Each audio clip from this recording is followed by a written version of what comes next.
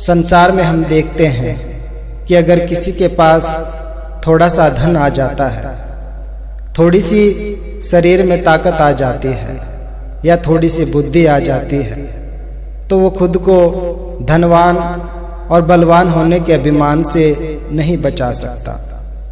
इंसान को इन सब का अभिमान हो ही जाता है, लेकिन संत महात्माओं के मन में और हृदय में कभी भी किसी प्रकार का अहम भाव या कोई अभिमान नहीं होता। जैसे एक अच्छा पढ़ा लिखा विद्वान इंसान नाव से नदी पार कर रहा था, तो उसने मल्हार से पूछ लिया कि तुम हिसाब किताब जानते हो? तो वो अनपढ़ नाव वाला कहने लगा कि मैं तो कभी स्कूल गया ही नहीं, मैं जितने पैसे मांगता हूँ सवारी दे देती है, मैं बस इतना ही जानता हूँ। तो विद्वान कहने लगा कि जब तुम्हें हिसाब भी नहीं आता तो तेरी चौथाई जिंदगी तो बेकार ही चली गई। और फिर उसने आगे पूछा कि कुछ लिखना जानते हो क्या? तो नाव वाला कहने लगा नहीं, मैं लिखना और पढ़ना कुछ नहीं जानता। तो वो विद्वान कहने लगा कि जब तुझे ये सब नहीं आता तो तेरी आधी जिंदगी बेकार चली गई। नाव वाला चुप रहा। फिर चलते चलते कुछ हवा चलनी शुरू हुई, थोड़ी सी आंधी का रूप बना और वो नाव डगमगाने लगी। तो उस नाव में बैठे विद्वान से मल्हार ने पूछा, क्या तुम्हें तैरना आता है? तो वो कहने लगा कि तैरना तो नहीं आता। फिर मल्हार ने कहा कि आपने मुझे कई चीजें पूछी जो कि मुझे नहीं आती, और फिर आपने कहा कि इस प्रकार मेरी आधी जिंदगी बेकार चली गई। लेकिन यहाँ तो अब तैरने की जरूरत है, और अगर आपको तैरना नहीं आता तो आपकी तो पूरी जिंदगी ही यहाँ डूबने वाली है, समाप्त होने वाली है। हमें ऐसी कहानियों के पीछे छिपी हुई चेतावनी और शिक्षाओं को समझने की जरूरत है। सभी विद्याओं से पहले हमें इस प्रभु के ज्ञान की आवश्यकता है, वरना हमारा जीवन बेकार चला गया। सांसारिक ज्ञान से तो हमें अभिमान हो जाता है, यह हमें प्रभु से दूर ले जाता है, और इस प्रभु परमात्मा के बिना इंसान की कोई भी कीमत नहीं है। जैसे एक पक्षी है, जिस पक्षी के पंख कटे हों उसकी क्या कीमत रह जाएगी। एक गाय दूध देने वाली होती है, उसकी कीमत है, लेकिन जो गाय दूध नहीं देती उसकी आप कितनी कीमत डालते हैं। इसी तरह से इंसान है, जिसके जीवन में ये प्रभु परमात्मा बस जाता है तो उसका मोल पड़ जाता है। वो वास्तव में इस संसार में आने का लाभ प्राप्त कर लेता है। इसी से इंसान की कीमत है। जीवन में इसी की कमाई करनी है।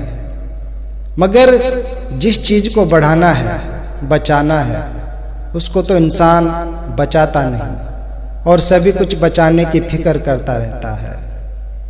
जैसे एक सेठ का महल है, महल में आग लगी है, नौकर भाग दौड़ रहे हैं, कह रहे हैं कि सेठ जी अपनी कीमती चीज बताओ, उन्हें बचा लेंगे।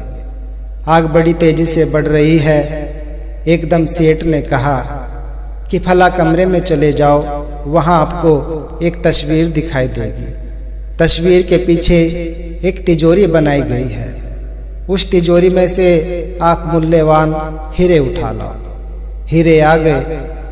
फिर पूछा कि अभी भी एक कमरा बचा हुआ है, और भी कुछ ध्यान में हो तो बताओ। सेठ बोला, उसमें एक बहुत ही कीमती सोने से जड़ा गलीचा पड़ा है, उसे उठा लाओ।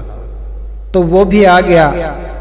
थोड़ा समय बीता, सारा महल आग की लपेट में आ गया। फिर अचानक एक नौकर ने सेठ जी से पूछ लिया कि सेठ जी छोटे मालिक कहाँ हैं? सेठ जी को एकदम पसीना आ गया, सांस रुक गई। कहने लगा कि जब आग लगी थी तो वो मेरे कमरे में ही सो रहा था। तो जब आग ठंडी हुई तो सभी अंदर जाकर देखते हैं कि उस कमरे में उस लड़के की लाश जली हुई पड़ी है। सेठ रोने लगा कि सबसे कीमती वस्तु तो मेरा अपना बेटा था, पर इस माया ने मुझे ऐसा भरमाया कि उसके लिए मैं सब कुछ बचाता रहा, और जिसके लिए बचाता रहा वो ही चला गया।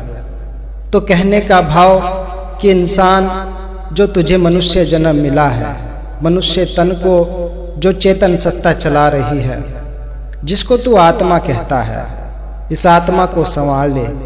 इस आत्मा को अगर नहीं संवारा, इसको अगर अंधकार में ही रखा, तो तेरा ये लोक भी बेकार गया, और परलोक में भी ये जीव आत्मा चक्कर में ही पड़ी रहेगी।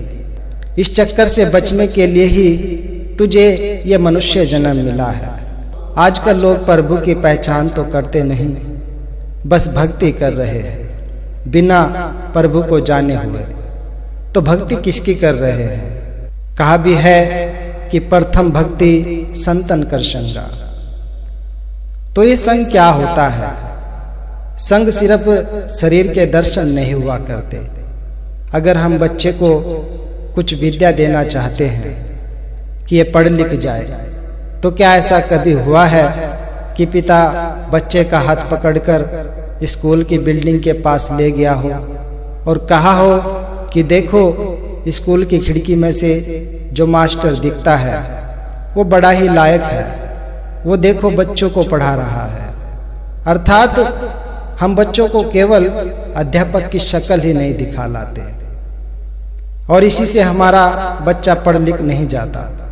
हम जानते हैं कि शिक्षक के पास उसको छोड़ना पड़ता है, उसकी संगति करनी पड़ती है, तभी वो विद्या हासिल कर सकता है। तो इसी तरह से ये ज्ञान जिसके पास भी है, जिस घट में भी है, हम अगर उसके साथ नाता जोड़ लेते हैं तो हमें भी वही ज्ञान प्राप्त हो जाता है। हमें इस जीवन में आने का लक्ष्य हासिल हो जाता है, हमारी आत्मा का कल्याण हो जाता है, जन्म जन्म के बंधनों से छुटकारा मिल जाता है।